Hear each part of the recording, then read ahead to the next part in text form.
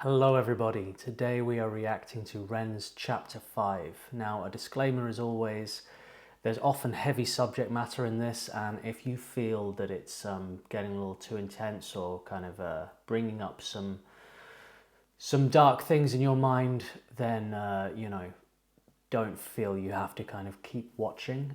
This isn't going to be one of those reactions where I'm pausing and kind of breaking down everything he's saying. I don't need to reword anything he's saying. He's saying, you know what I mean? I'm just going to be kind of watching this through, talking about it a bit at the end, some of the things it's sort of brought up, and opening up some discussions for the chat and everything. And then each of these chapters ends with a piece of music, and I'll be doing more of a sort of standard composer reacts to the music aspect at the end. So if you want to follow more stuff like me reacting to documentaries and things like that, like Ren documentaries, I also have another channel called Peace Beats Films. I'll put a link for that in the chat and in the description. If you want to head over there and subscribe to that as well, I'll be doing all kinds of artists reacting to documentaries, as well as making original music documentaries myself. So I would love to see you over there as well. So let's get straight into chapter 5 and see what we're getting into today.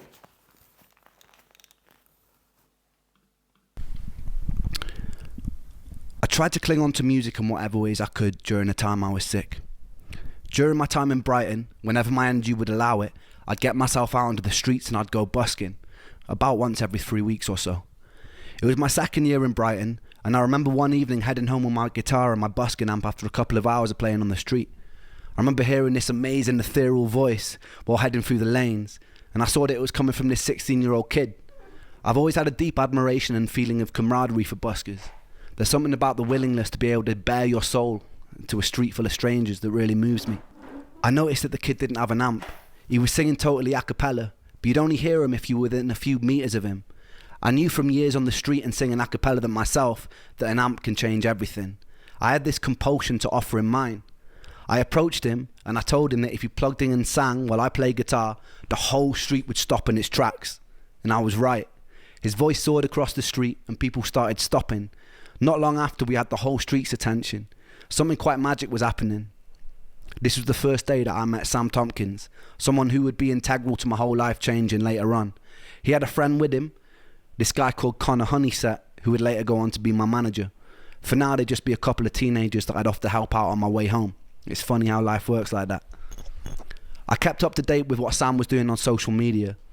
There was a part of me that felt like his successes allowed me to live vicariously through someone else who lived an alternate reality where I never got sick. He was getting videos on SBTV, writing and featuring with some amazing artists, and there were quite a lot of similarities in our writing styles, and all at such a young age. I wasn't really able to do any of that stuff at the time. I was mostly bedbound with the exception of the odd day that I'd be able to go busking. It could have been very easy for that feeling to turn into jealousy, but it never did. I felt truly proud of him. Years later, we go on to write a song together called Blind Eyed, which would transform the trajectory of my whole career. During this time, I was still desperately jumping from one treatment to another treatment. And now that my diet had become more limited, I was trying new diets with no luck. As the options in the alternative health world started to dwindle, I started searching for answers in the divine. In the former years, I had moments where I found myself sitting in churches, talking in tears to whoever might be listening, or experimenting with energetic healing modalities like Reiki. With time, my searching started taking even more unusual turns. I started looking to things like exorcists. Once you exhaust all rational explanations and treatments, the irrational suddenly starts looking more palatable. I had a skeptic's mind, but I had nothing to lose because there were no other good options.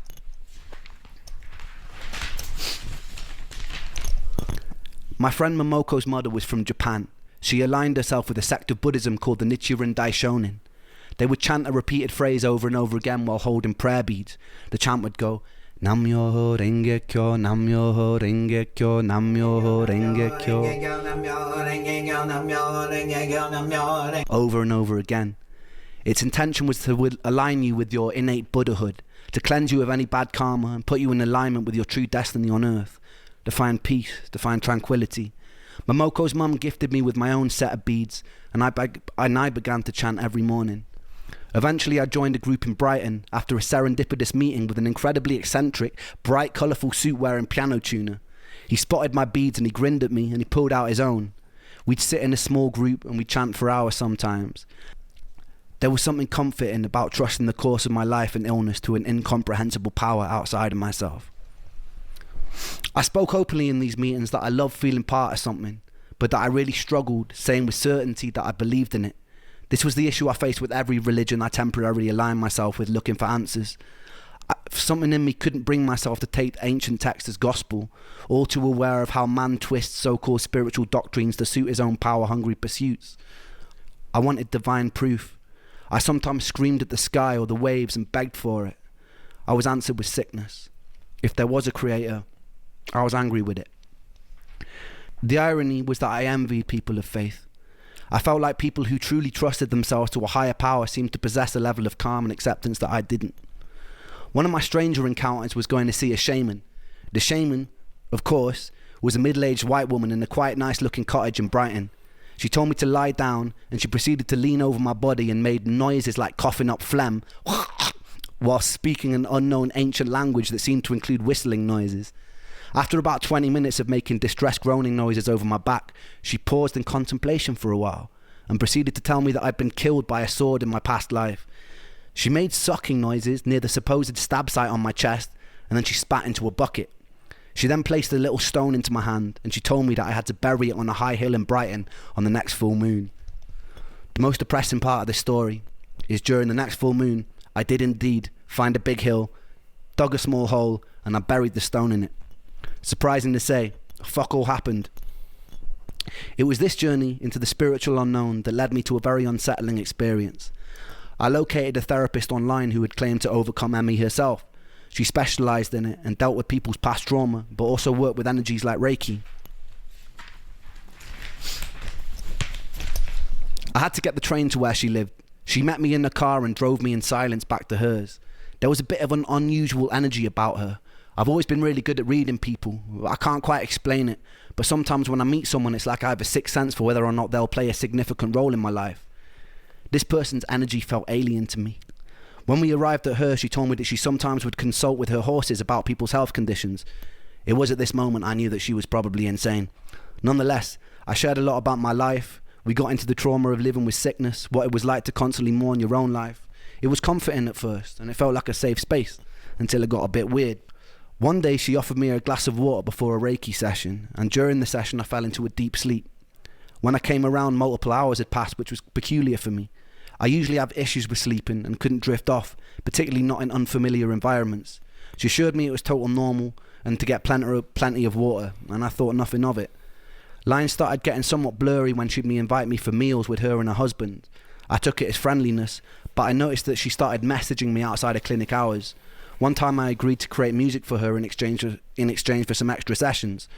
Not long after, I started getting strange messages in my Facebook inbox. She started telling me how she knew that all my previous songs had been about her, which they hadn't. When I dismissed this, she would sometimes message me saying that she was outside of my house, telling me that our souls were bonded and that bad things would happen to me if we weren't together. To put it lightly, I was already in a pretty weird emotional place because of years of sickness. So having someone in the position of trust abuse their position like this shook me, and it shook my trust in therapy even more. It shook my trust in people in general. I told her to never contact me again, and I blocked her, but she would still occasionally get through on other numbers. One time she'd phoned my mum's house relentlessly. My mum, knowing the details, told her to stop harassing me and threatened to get the police involved after things which went silent. This was also the year that I met my second ever girlfriend, who I'd later be engaged to for a short amount of time. My little sister had already set the relationship up in her mind. She met this girl in Bristol who she got on with super well, and somehow she wingmanned me and planted the seed in her brain that she'd be perfect for her older brother, me. My sister's friend had moved to Brighton, but I was blissfully unaware of this matchmaking. At this point, I was living in a house share in Rose Hill Terrace in Brighton with some lunatics I'd met at Ben's house, and Momoko had moved down from Cornwall. The house was only meant for 2 people, but Momoko and I had pretended we were married and pretended that we were going to have a baby to be able to get it. As soon as the deed was signed, we moved in with about 5 other friends, one living in the living room, one in the attic, one in the study, one in the conservatory. It's safe to say rent was pretty fucking cheap. One night my friend Luke was throwing a party and she rocked up with a few of her friends. My sister had pretty good taste in girls and I had a crush on her instantly. At some point in the night we both ended up lying on my bedroom floor on a bunch of sofa cushions while about 6 other people were sleeping in various places in my room, one somehow in the upper compartment of my wardrobe. True story. She asked me to tell her a bedtime story and I made up the most unhinged story I could think of. By some sort of miracle she found my madness endearing and we ended up kissing a lot and staring into each other's eyes till we fell asleep. It's strange navigating a relationship when you're sick. I couldn't go out to eat at restaurants because I was allergic to everything. I didn't have the energy to do most normal things that couples do. Some days I'd be so full of brain fog that my personality disappeared, and it was hard to explain that to someone without them thinking that maybe you were just being a bit off with them. I think losing Joe, losing Callum, losing the record deal, losing my last girlfriend, it had all made me wary of getting attached to good things. Quite a lot of my illness made me feel ugly, and it's hard to accept love when you feel ugly. Nonetheless, she did love me, and with time our relationship grew.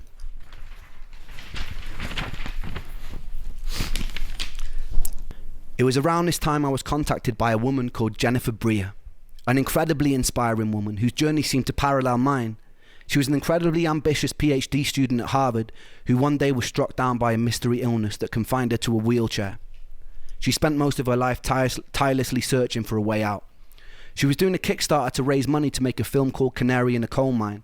It would later go on to be renamed Unrest, and it would go on to win multiple awards, and it's still watchable on Netflix to this day. It's an incredibly important and very moving documentary about the horrors of living with ME. I recommend everyone checks that out. At the time, I started health blogging. I created a series of video diaries that I named Me versus ME. It would be a video document of my various trials with different alternative treatment approaches, and generally a look into the life of someone with a chronic illness. I didn't know it back then, but those videos would save my life. I guess I was occupying a place that was needed, as quite quickly many people in the chronic health communities gravitated towards my videos. Every day, I'd be sent messages telling the stories of the people who had fallen in between the cracks in the floorboards.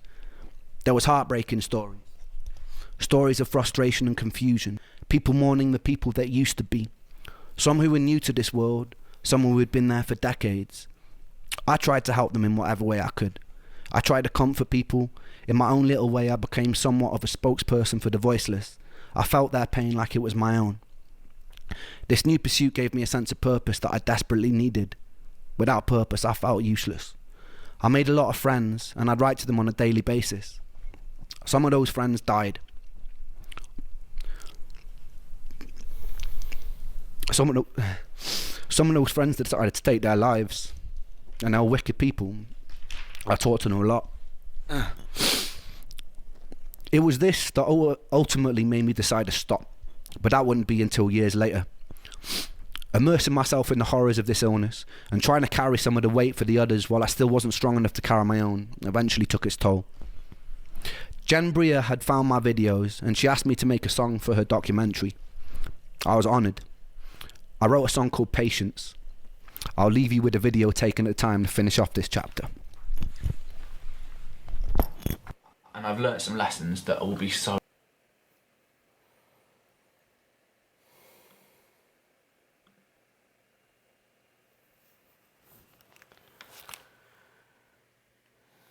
Sorry, just give me a sec.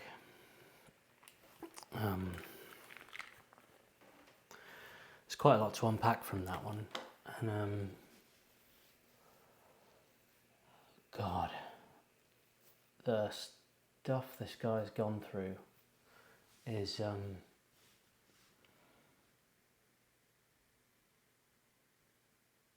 it's far too much for somebody of his age to have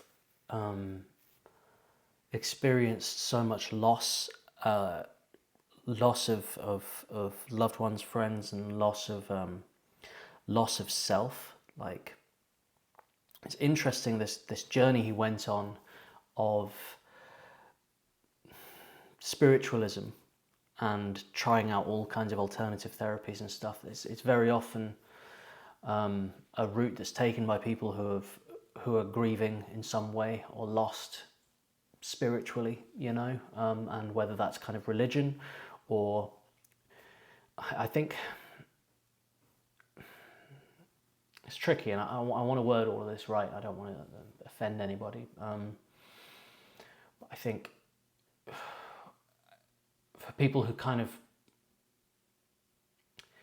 things outside of religion can be seen as a safe way to get into kind of spiritualism and stuff, I think. And there's a lot of like crooks out there for sure. And I share Ren's sentiment of sort of healthy skepticism. Like I mean, my personal belief, I'm not religious, and I'm not subscribed to any way of thinking. I kind of accept that my human brain can't really handle the thoughts big enough beyond death, and I live in such a way that I see that we have this one life, and I live it the absolute best I can every moment, and try and, carpe diem, savor every day, savor every moment, and I want to be here and now. And there's it's just kind of taking aspects of things of different religions, from Buddhism and certain kind of philosophical concepts, to build up my own personal outlook, which I think is which is very good, because for me, because there is a lot of corruption in any organized religion, and you can end up going down some very dark roads. Anybody can say they're a shaman or a druid or a tarot reader or a witch or whatever it is, and a lot of the time those people are honest and have their set of beliefs, and they feel they have something they can share that is able to help people, and in many cases I'm sure they do, and I'm sure a lot of good is done. But you also have to be very careful of the bad people out there who are insane and are going to kind of create a platform that they can then use to manipulate or get what they want. It's very, very dangerous. And even in religions that you may consider very safe, such as Buddhism, I've experienced things in the past where I was in Australia, and I was with a Buddhist, and we went to a sort of Buddhist meetup. It's something Buddhists do all over the world. There are places you can go where they have meetups, group meditations, sometimes yoga, like all kinds of like good things, and generally just discussing mindfulness and all kinds of positive things that we know work, that are grounded in science, really, but grounded in just thoughtfulness and just positive things. But even in those spaces, I noticed I was one of the older ones there, probably the oldest there. I was probably about 24, and everybody else there was about like 18, 19, except for the people running it. And there was a guy kind of on a slightly elevated platform. First, we did a guided meditation, and I was like, great, this is awesome. And then afterwards, it went into conversation, and then it went in the route of politics, and he started giving all his political ideologies very subtly, very carefully. And I just kind of looked around the room, and all these impressionable young people who he's kind of earned their trust with this lovely guided meditation he's done, and now he's insidiously starting to put his political beliefs across. And I was like 24, and I sat there and I was like, this guy in his 40s here, he's got this power, and he's misusing it. And that moment, even though there was nothing like really, really awful, he wasn't like, trying to get people to be like Nazis or just any kind of like far left or far right, or like any kind of extreme anything. There was nothing extreme about what he was saying, but it just showed me that in principle, like, any kind of platform can be used as a very bad thing. So you do have to be very, very careful with that. And I can really see why Ren got into that journey when you're so lost.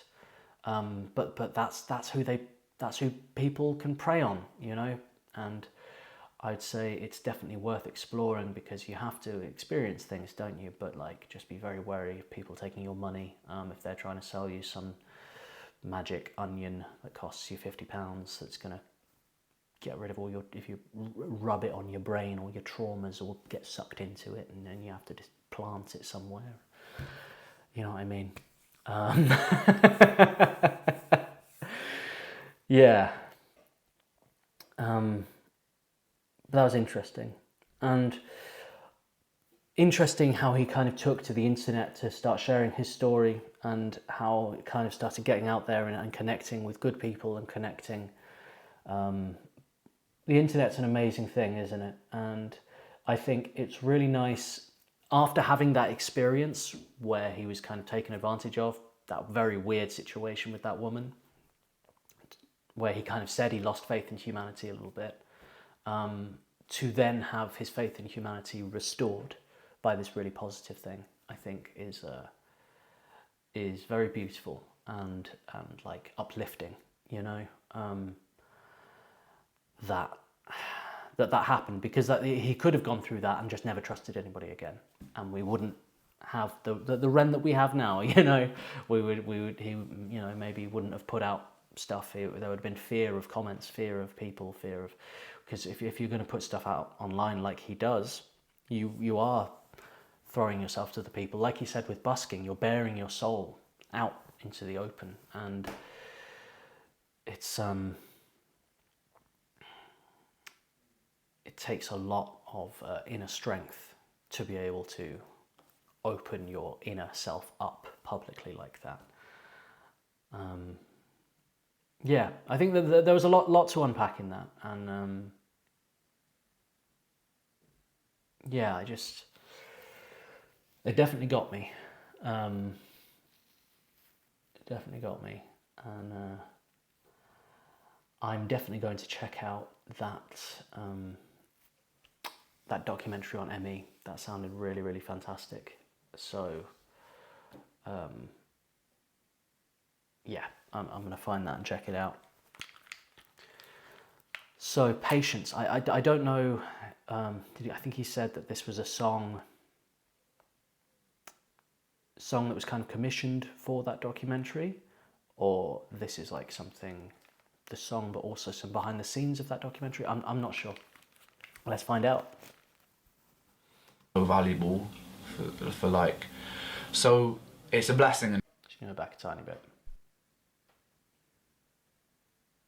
Lessons that will be so valuable. I'll leave you with a video taken at a time to finish off this chapter. And I've learnt some lessons that will be so valuable for like, so it's a blessing and a curse being this ill, because it's completely changed me. Like it's turned me from a little cocky teenager into somebody who's quite this, I guess, prepared for things now. Like I feel like once I've gone through this, I'll throw anything at me and it'll be okay. But at the same time, as much as I see it as a blessing, I hate it. I do hate it. I think it was Thomas Edison that was like, I haven't failed, I've just found 1,000 things that don't work, which is kind of nice to look at it that way, like I'm just eliminating things. But it really challenges my mind, and yeah, it's just gotten to the point where I'm spending, I'd say like 95% of my life in a bedroom, which kind of sucks, because my mind is in such a different place in my body. My mind craves life so much. It's alright, it's okay, I'm feeling brave, gonna face this day. It's okay, it's alright, no tears will kiss my cheeks tonight, and it's all good, and I'm just fine. My words ring out like hollow shells. Just slow down, it takes time, but time moves slow, I know this well. And my heart breaks 1,000 times a day.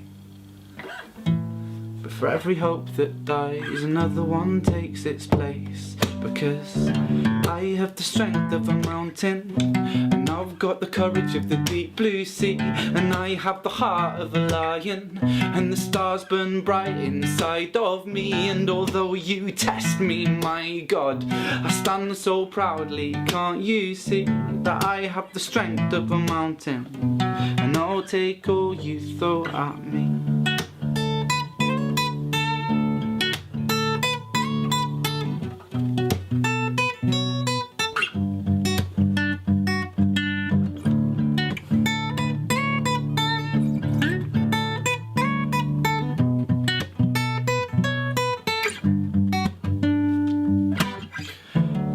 road, it's quite scary. I know that 'cause I've been here for some time, but all that prepares me for a day when I can truly shine. 'Cause I've been so broken, and picking up fragments of myself, I'll glue them back together so I can stand at the edge of this world and yell that my heart breaks 1,000 times a day.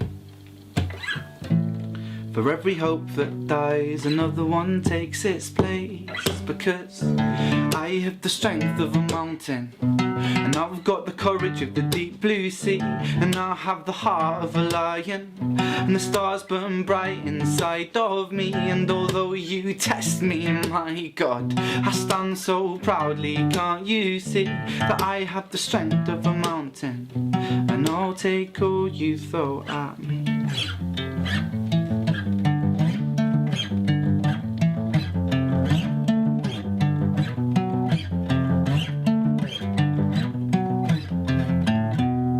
Dust the cobwebs off this sheath, and I'll take the sword of my belief, and in this storm I will not flinch, and I will not move, no, not an inch.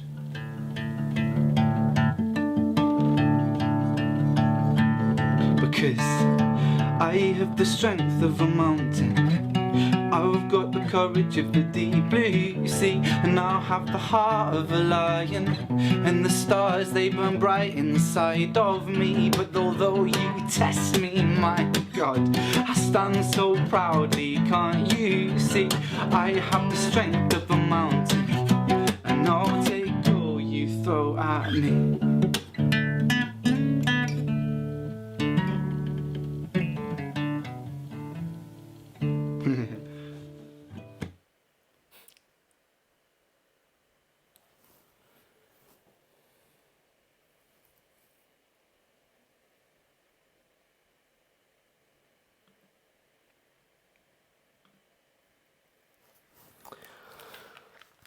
I think out of all the older like Ren stuff that I've heard, this one is the most kind of stripped back, and I don't know if it's said, or I don't know when like this kind of was, but if I had to guess, I would guess it was sort of between 2010 to 2014, in that kind of window.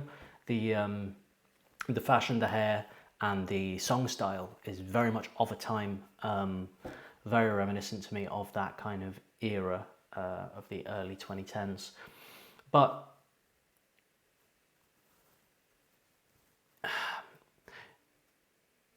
you can tell at this point with his songwriting, there's still this kind of extra effort that goes in, where I feel like a lot of songwriters, especially in that kind of era of their development,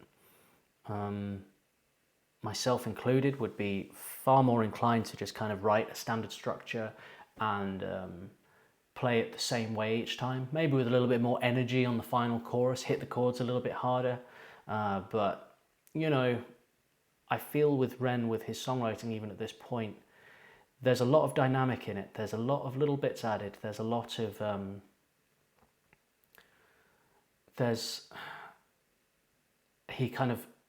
he doesn't often play something the same way twice, and it kind of progresses and evolves throughout the song. And you know, like they may be the same chords, but now he's finger picking them in a different way. Now there's no break, and he's like constantly doing it. You know, or maybe there's a little instrumental break where you wouldn't necessarily place one. There's a lot more kind of freedom and creativity in the way he writes, straight, like, you know, from the beginning. And I think a big part of him writing like that, I think the ME, or at least the being bedbound so much, has played a part in the way he writes music, because often when writing a song or something, you have a lot of other things going on, in terms of like, you have an amount of time to write this song, and then you've got to go off and do a load of other stuff or whatever. Whereas if you're kind of restricted to your bedroom and there's a lot of stuff you can't do, sure, he's restricted in terms of energy, in terms of like, I can imagine he could only play for an amount of time before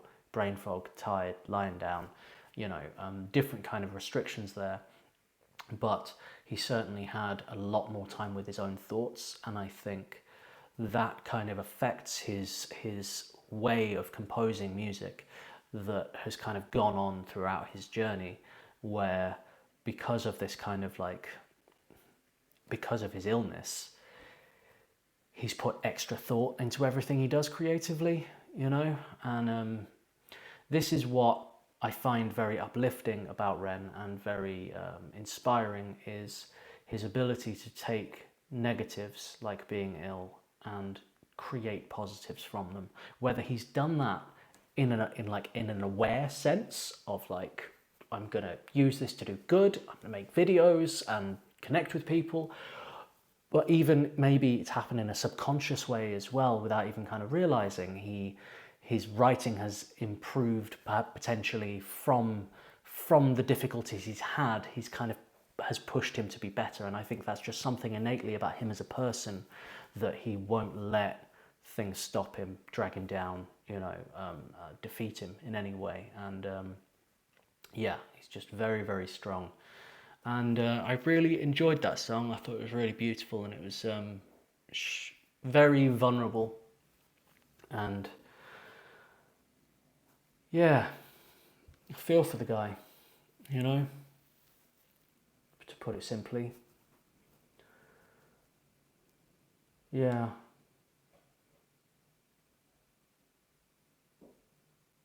I wasn't sure after kind of watching this video and then doing the song. I was like, how much can I kind of talk about music? I was feeling a little bit,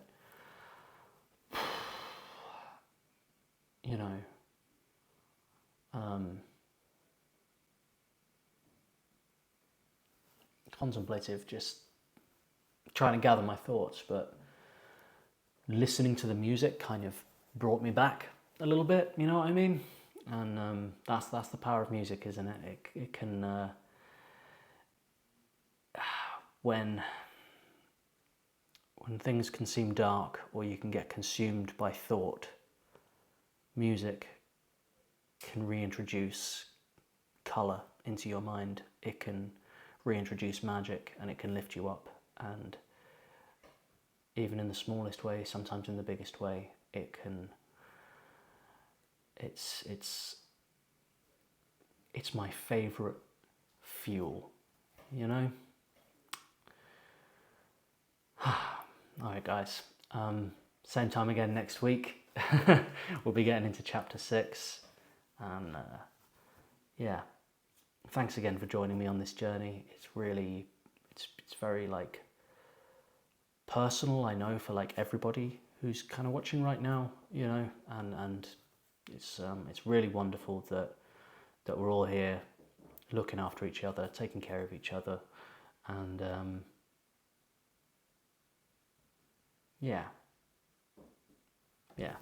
just thank you guys. All right, take care, peace and love.